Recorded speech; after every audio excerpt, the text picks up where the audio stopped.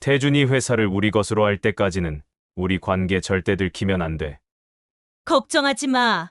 그 인간은 어리숙해서 10년 동안 완벽하게 속여왔다고. 그것도 모르고 그 인간은 당신을 친구라고 도와줘야 된다고 하잖아? 바보 같은 인간이라고. 이웃집 사연방입니다. 구독과 좋아요는 더 좋은 이야기를 만드는데 큰 힘이 됩니다. 바로 시작하겠습니다. 제 이름은 강태준이고 올해 59살입니다.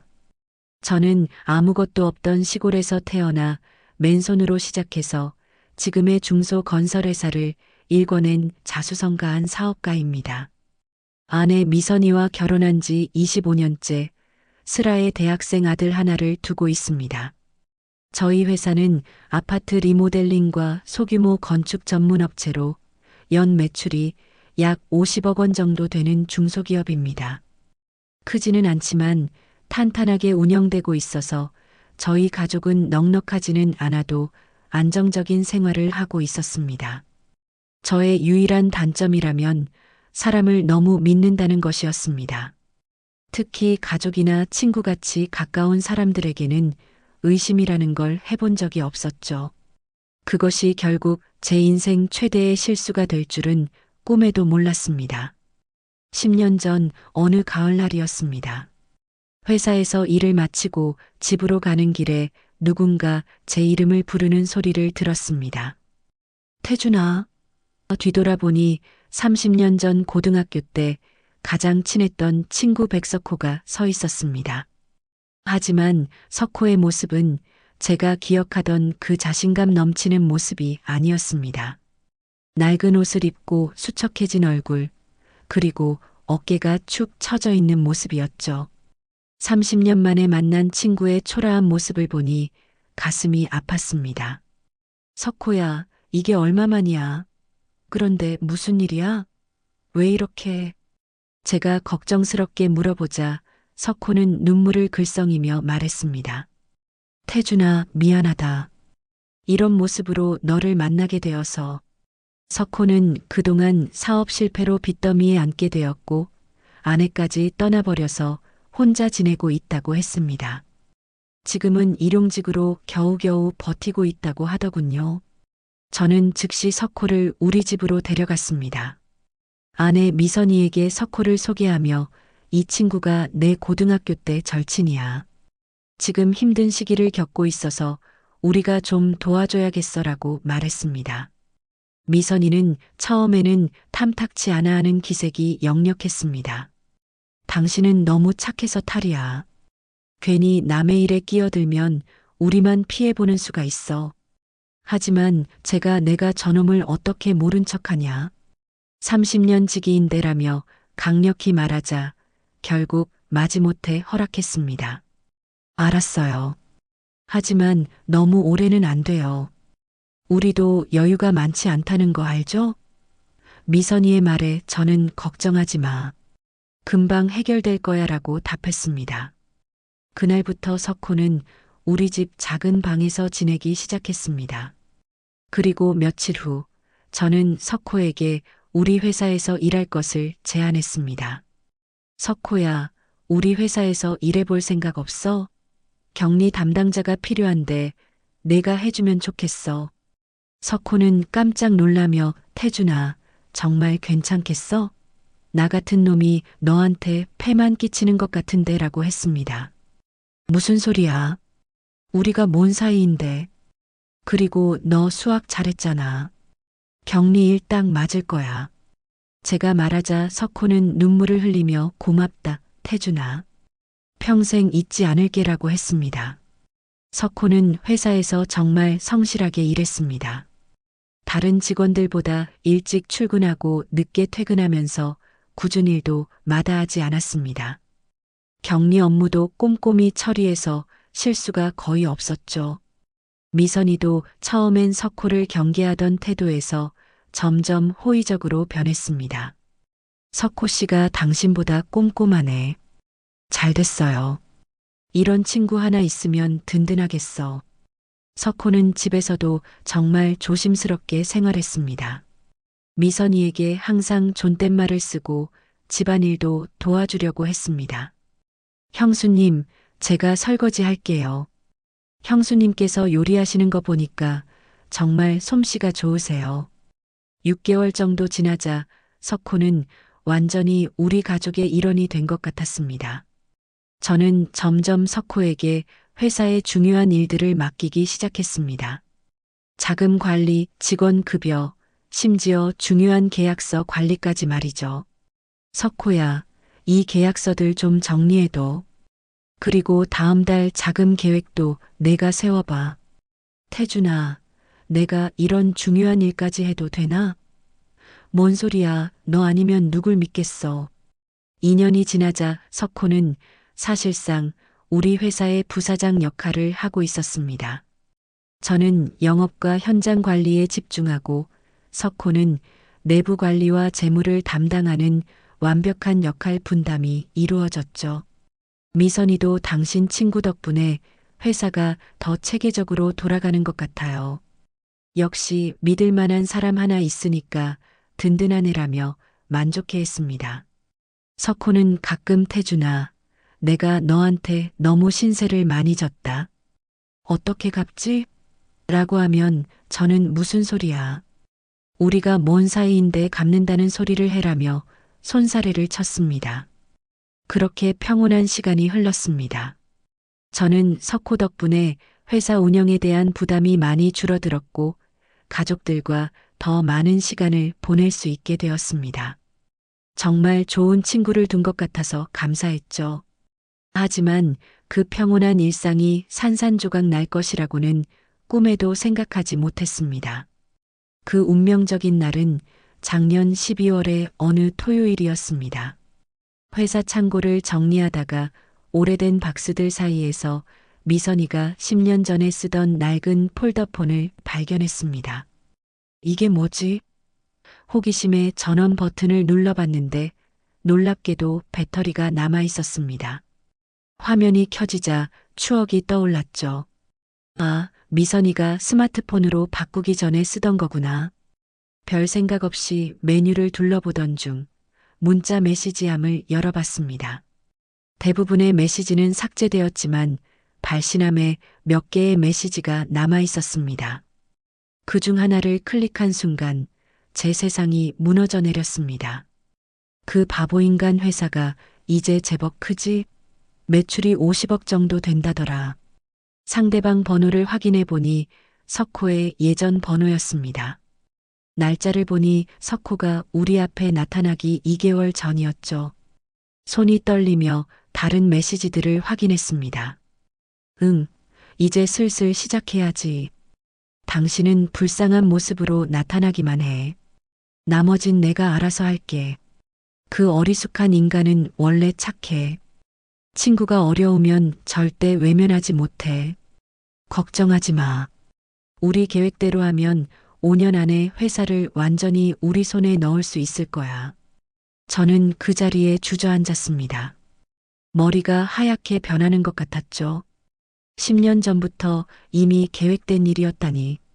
석호의 가난한 모습도 눈물도 고마움도 모든 게 연기였다는 말인가요?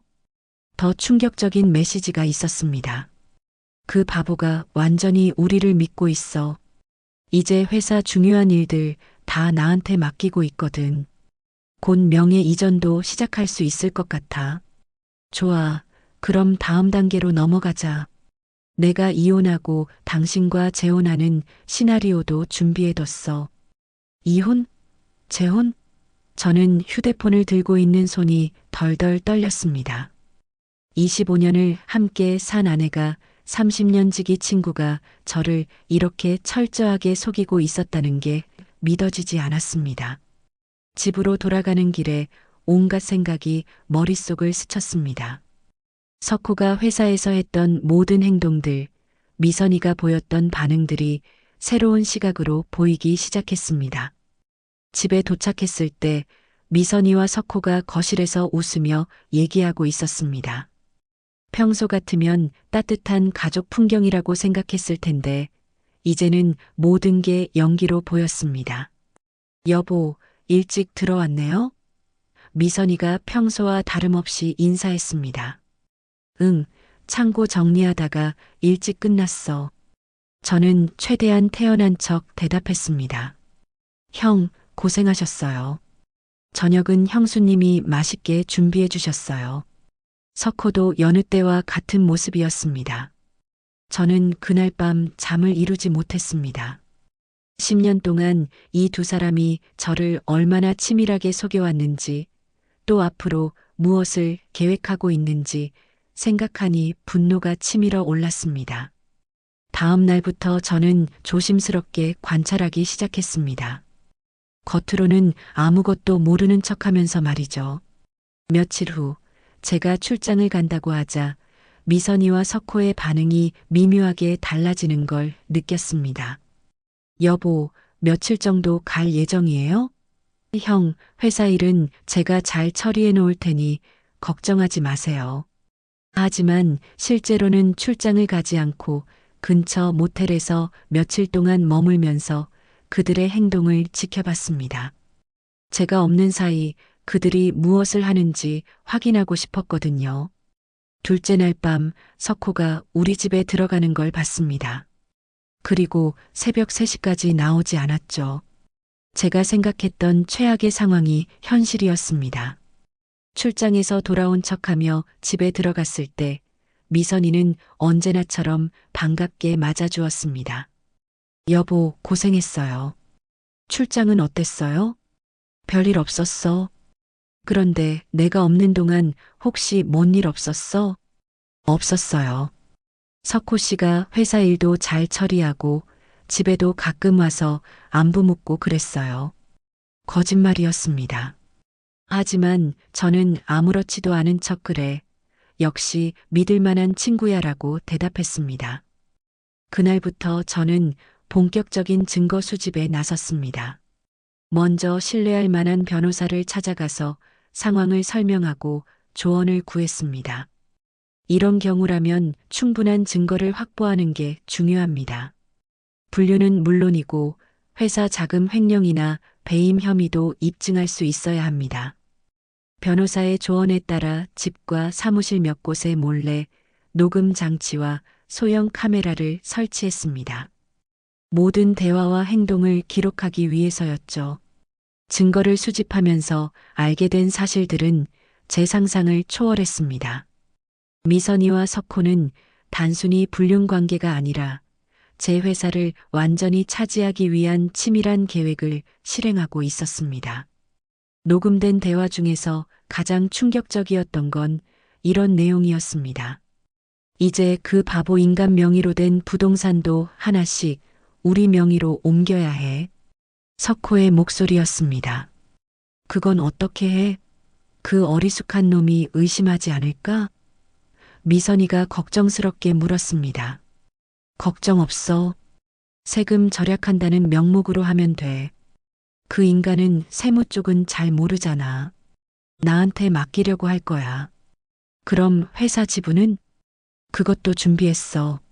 그 바보한테 새로운 사업 확장한다고 해서 법인 분할하자고 할 거야. 그럼 자연스럽게 내 명의로 된 법인이 생기는 거지.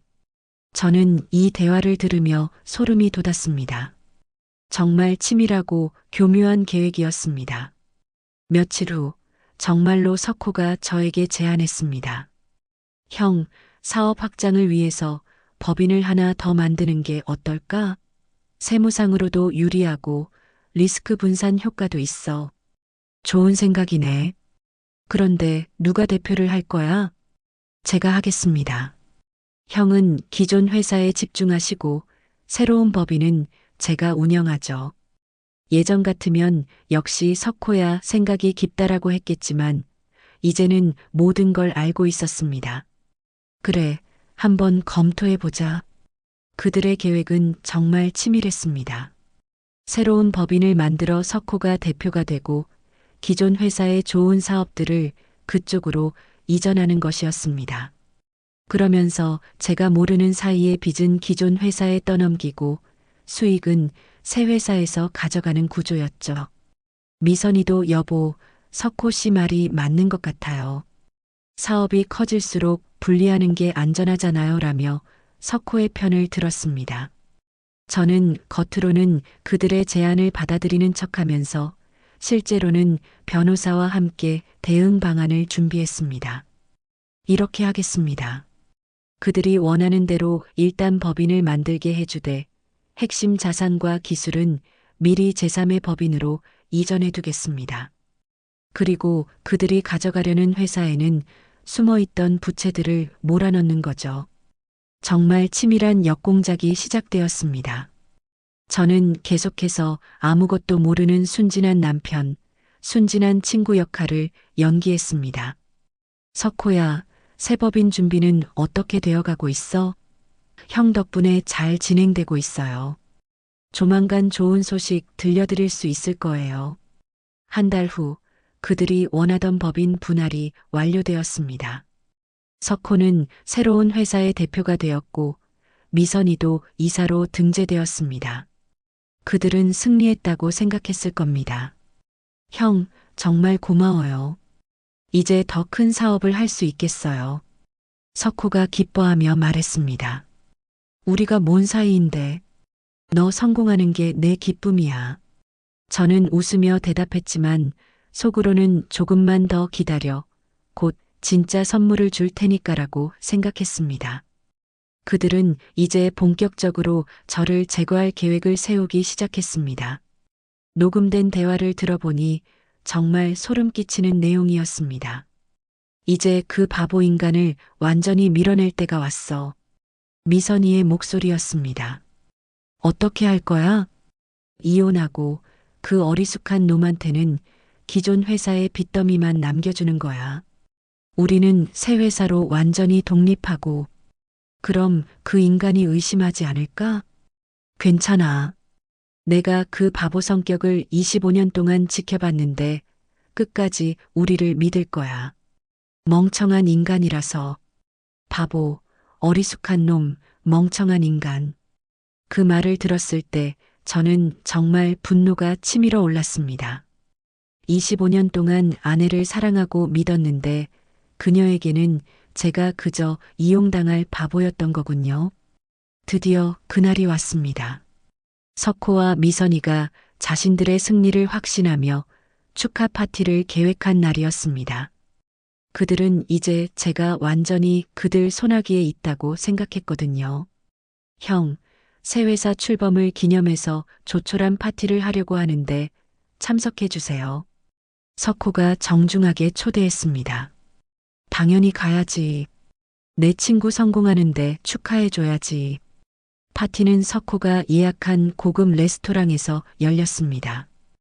회사 직원들과 몇몇 거래처 사람들도 참석했죠. 분위기는 정말 화기애애했습니다. 자, 오늘은 새로운 시작을 축하하는 날입니다. 석호가 와인잔을 들며 건배 제의를 했습니다. 형님, 이제 편히 쉬세요. 회사는 저희가 알아서 하겠습니다. 그의 말 속에는 교묘한 조롱이 담겨 있었습니다. 미선이도 여보, 이제 좀 여유롭게 사세요.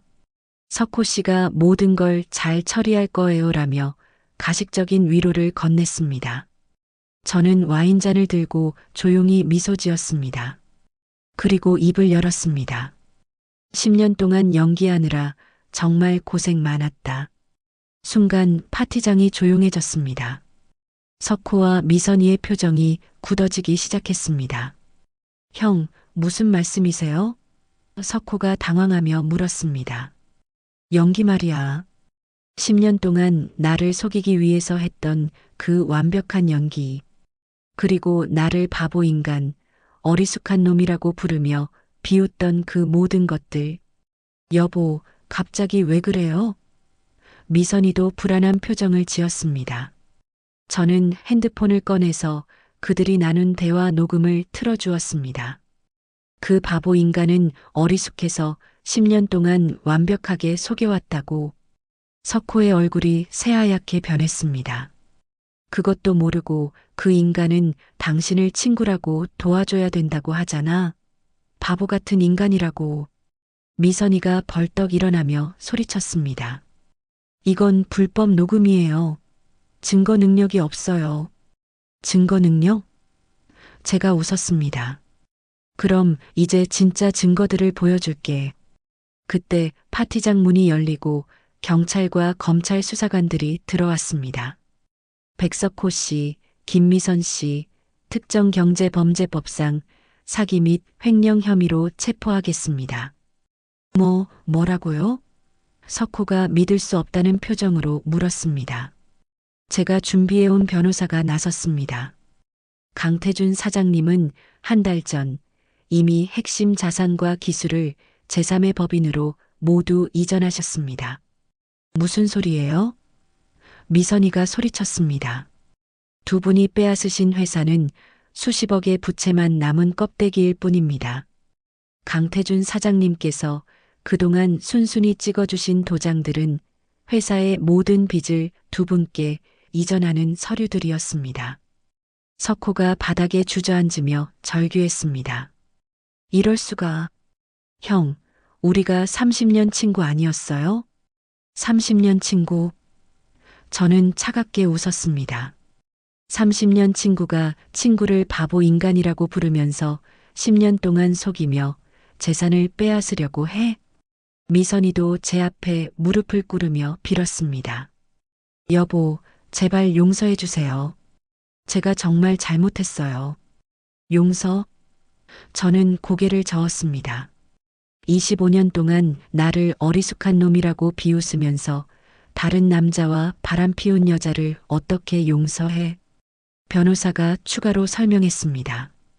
그리고 강태준 사장님은 부인을 상대로 이혼 소송을 제기하셨습니다. 불륜에 대한 확실한 증거가 있어서 위자료와 재산 분할에서 완전히 승소하실 예정입니다. 그들은 그 자리에서 수갑을 찬 채 끌려나갔습니다.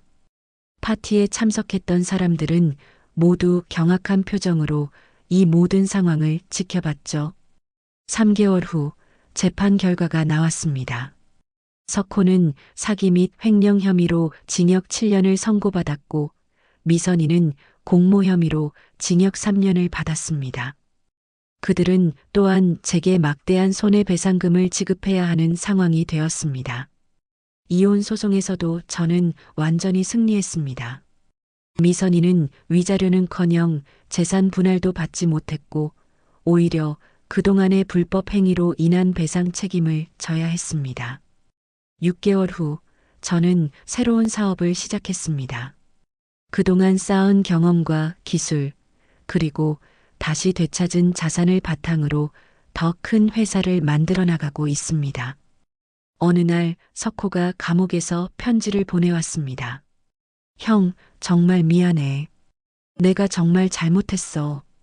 용서해달라는 내용이었습니다. 하지만 저는 그 편지를 읽지도 않고 바로 찢어버렸습니다. 미선이도 몇 번 연락을 시도했지만 모두 거절했습니다. 이미 끝난 관계였거든요. 지금 저는 정말 자유롭게 살고 있습니다. 믿었던 사람들에게 배신당한 상처는 아직도 아물지 않았지만 그 경험을 통해 더 강해질 수 있었습니다. 새로운 사람들과 만나면서 진정한 신뢰가 무엇인지도 배우게 되었습니다. 이제는 쉽게 믿지도 않지만 진짜 믿을 만한 사람들은 확실히 구별할 수 있게 되었죠.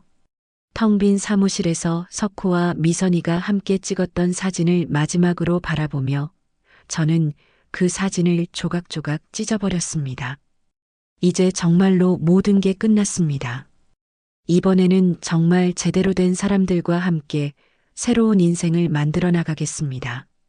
배신당한 아픔은 있지만 그 아픔을 딛고 일어선 지금의 저는 더 현명하고 강해졌습니다. 여러분도 주변 사람들을 믿되 맹목적으로 믿지는 마세요. 진짜 좋은 사람과 가짜로 좋은 척하는 사람은 시간이 지나면 구별됩니다. 그리고 설사 배신당한다 하더라도 그것이 인생의 끝은 아닙니다. 더 강하게 일어설 기회일 뿐이죠. 오늘 이야기 끝까지 들어주셔서 감사합니다.